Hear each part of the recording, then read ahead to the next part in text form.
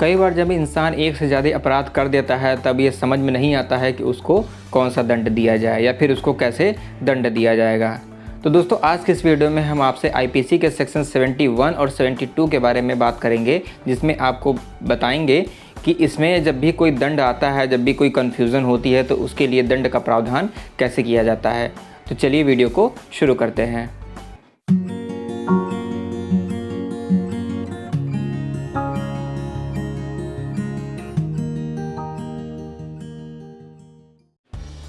IPC के section 71 में सबसे पहला आता है कि जैसे मान लीजिए कि कोई अपराध है। जैसे मान लीजिए इसमें ये बताया गया है कि कई अपराधों से मिलकर जब कोई एक अपराध बनता है तब उसके लिए दंड का क्या प्रावधान किया गया है।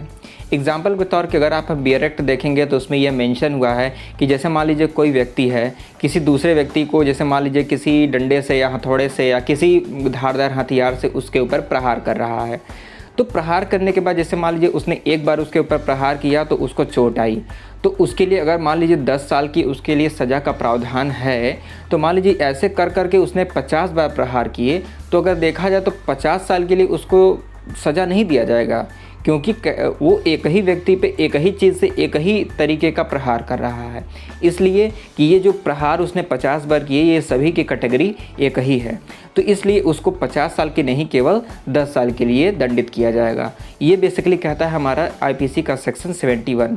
लेकिन इसमें एक चीज़ और मेंशन है, जैसे मान लीजिए दो लोगों के बीच में कोई विवाद या हिंसा जैसी कोई घटना घट रही है, अचानक से आके कोई तीसरा व्यक्ति उस पर कोई हस्तक्षेप कर देता है, तो जो दोषी व्यक्ति है वो उस तीसरे व्यक्ति को भी चोट पहुंचा देता है। जैसे मान लीजिए कि जिस हथौड़े से या जिस डंडे से किसी व्यक्ति पे प्रहार कर रहा, उसी डंडे से उसने दूसरे व्यक्ति पर भी प्रहार कर दिया, तो ऐसे कंडीशन में क्या होगा कि उसको इसके लिए भी सज़ा और उस व्यक्ति के लिए भी सज़ा दी जाएगी। ये हमारा बेसिकली कहता है आईपीसी का 71 कि कई अपराधों से मिलकर एक अपराध, जैसे मान लीजिए कि कोई एक ही चीज़ अपराध कर रहा है और एक ही व्यक्ति पे कई बार कर रहा है तो उसको एक ही बार दोषी दंडित किया जाएगा।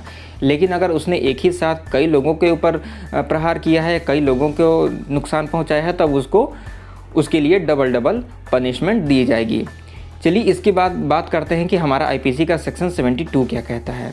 सेक्शन 72 बेसिकली यही बात करता है कि जब भी कई बार ऐसा होता है कि जो अपराध जो होती है वो समझ में नहीं आता है कि ये कौन सा अपराध है। जैसे मान लीजिए कोई व्यक्ति मर्डर कर दिया, कोई किसी के साथ हिंसा कर रहा है, कोई मारपीट कर रहा है, तो हालांकि देखने से तो लगता है, लेकिन ये नहीं पता चल पाता है कि आखिर उसने मर्डर किया है भी है कि नहीं किया है।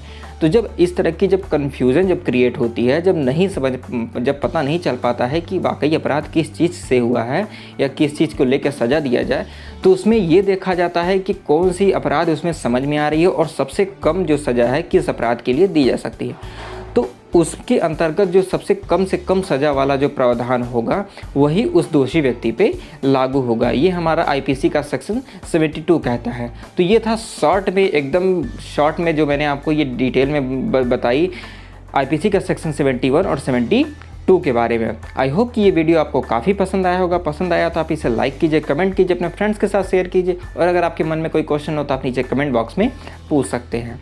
Thank you.